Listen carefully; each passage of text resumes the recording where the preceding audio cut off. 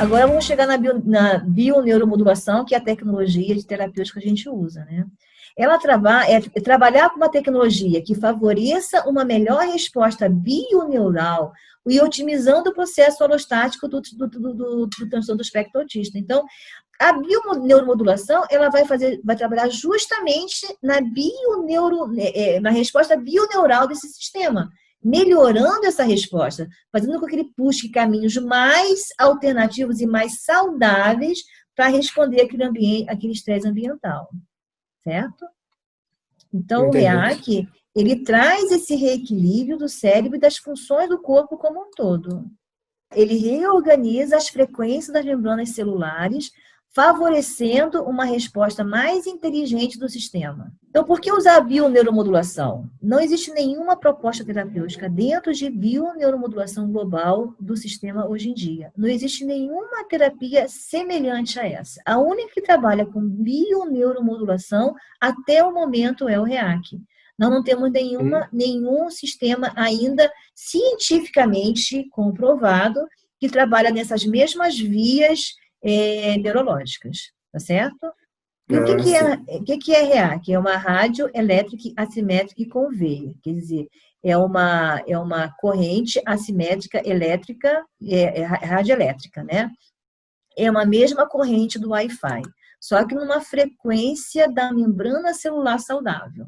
Então, quando eu coloco o manípulo em contato com o sistema humano, eu vou estimular os sistemas a funcionarem melhor. Ou seja, a orelha, ela nada mais é do que um biossistema, ou seja, uma micro-representação do todo o corpo. Se vocês forem perceber bem, a orelha é como se fosse um feto de cabeça para baixo. A gente chama de um microsistema. Nós temos microsistema no olho, na orelha, no pé, né? Então, foi escolhido a orelha por ser de fácil acesso, só por isso. Então, quando a gente coloca o manípulo em contato com o sistema humano, você vai introduzir uma corrente radioelétrica, você vai emitir uma corrente radioelétrica. O seu sistema vai se acoplar a essa corrente para tentar entrar numa frequência igual a dela, como se ele estivesse fazendo equalizando com aquela corrente, entendeu? Então, uma terapia de neurobiomodulação. A gente estimula o sistema nervoso e todos os sistemas biológicos, tá? Uma modulação. Otimiza a neurotransmissão encefálica globalmente, tá?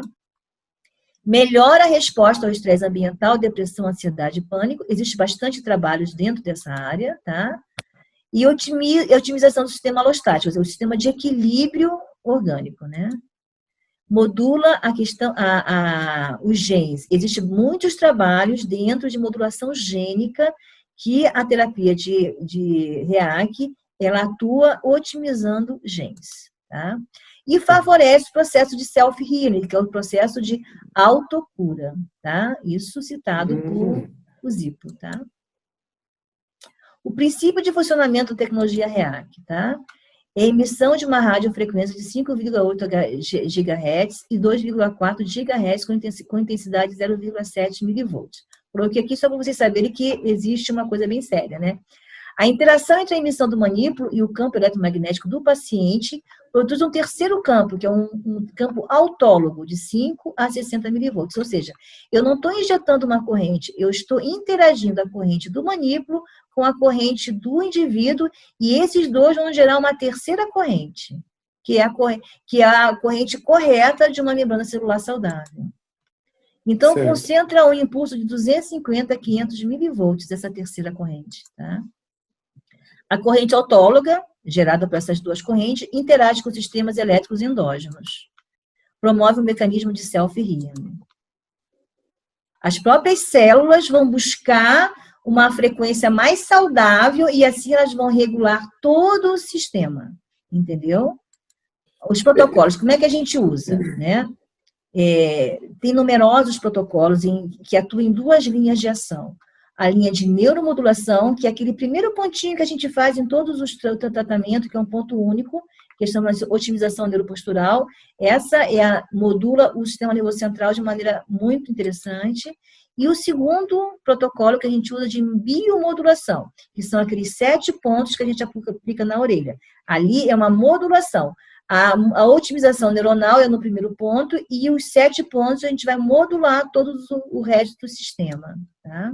A otimização NPO é a otimização neuropostural, que é um ponto só. E é um protocolo que a gente só faz uma vez na vida, porque a gente vai corrigir a sua dismetria, né, que é todos nós sabemos que nós temos um lado diferente do outro, e essa dismetria, que a gente chama de flutuante, ela interfere na resposta cerebral, ou seja, o cérebro ele também atua nessa dismetria.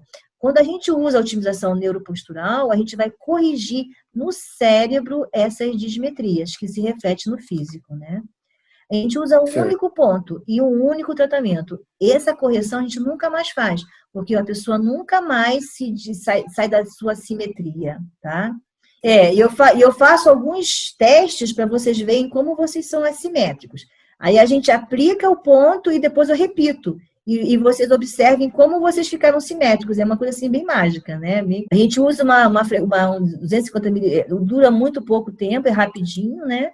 A neuromodulação da atividade elétrica, nós fazemos uma neuromodulação da atividade elétrica cerebral, né? E uma neuromodulação do metabolismo cerebral, né?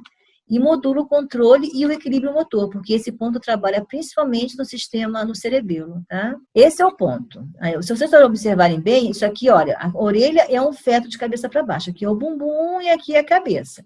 E se você for ver, esse ponto cai bem na coluna torácica da pessoa, certo? Esse é o ponto da otimização neuropostural, tá? Agora, a otimização neuropsicofísica, tá? Como o nome mesmo diz, né, nós vamos otimizar tanto a parte física como a parte psíquica, né? Então, a gente vai promover uma biomodulação do sistema como um todo, vai trabalhar com 7 pontos do pavilhão auricular, tá? Os 7 pontos são estimulados 18 vezes, que representa um ciclo. E ele vai promover o controle somático psíquico, quer dizer, toda a parte de controle do sistema psicológico da pessoa, né, do psíquico. Então, essa é a localização dos pontos, né? Aqui são os 7 pontos, tá? Aqui é o ponto vegetativo, que atua no sistema nervoso autônomo, que é um ponto muito importante para controle do estresse, né? Na medicina chinesa chama-se Shimen, ou Menchen, né? Aqui embaixo é o da suprarrenal, que a gente vai trabalhar principalmente com o sistema endócrino. Esse aqui é o ponto do estômago, a gente vai trabalhar com a questão de seletividade alimentar, né? Absorção, intestino, né? Esse é o ponto do coração, que a gente vai trabalhar a questão do coração, que está muito ligado ao estresse também, né? Esse aqui é o 5º ponto, que é do occipito, né? Esse aqui é o ponto do hipotálamo, e esse aqui, o último ponto, é do córtex pré-frontal, que também as crianças têm muita alteração. Então, você percebe que nós pegamos a maioria do sistema, o sistema como um todo aqui. Nós estamos otimizando vários sistemas aqui dentro, né? Por isso que é considerado o protocolo mais completo que tem. A gente não vai para nenhum outro protocolo sem pelo menos fazer 3 vezes esse ciclo aqui, certo? E para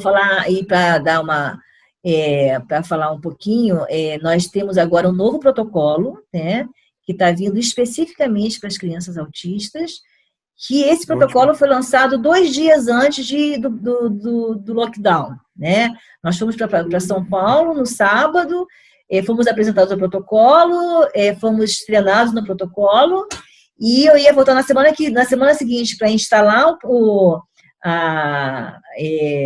protocolo na minha máquina, e aí deu o lockdown e eu não pude mais fazer. Né? Só tem 2 pessoas usando esse protocolo lá em São Paulo. Os resultados são extremamente promissores, tá? Eu tô louca para usar e já entrei em contato com o representante, ele ficou de me dar uma posição, porque eu vou ter que ir para o Rio Grande lá em Porto Alegre, de carro, levar a máquina para me poder habilitar a máquina para fazer esse protocolo. Mas logo eu vou ter esse protocolo em mãos, tá? Talvez até o trabalho do autismo na PUC seja em cima desse novo protocolo, tá? Então, Ótimo. outras terapias que a gente aborda, né? E que são essas terapias comportamentais, dentro das áreas médicas, dentro da área de pesquisa, são as que melhores dão resultados no autismo. Não existe nada melhor que trabalhar com as terapias comportamentais, como terapia ocupacional, pedagogia, psicologia, ecoterapia, musicoterapia, terapias sensoriais, natação, né? São as terapias com melhor desempenho no transtorno do espectro autista. Então, não dá para a gente fazer só a neuromodulação. Com a neuromodulação, a gente vai abrir uma janela e aí as terapias entram com tudo para aumentar essas sinapses cerebrais. Então, as coisas se trabalham juntas, não se trabalham separadas. O melhor resultado é quando você associa as terapias comportamentais com as neuromodulações, tá certo? Então, vamos, como eu tinha te falado, a terapia, existe uma outra terapia que se fala de terapia de neuromodulação, mas que não é igual à nossa terapia de neuromodulação com REAC, tá? Isso é uma terapia de estimulação magnética transcraniana, né? Que está ganhando bastante corpo, né? Ainda mais as pesquisas ainda são muito precárias, ainda não temos ainda um corpo de pesquisa muito forte dentro do autismo.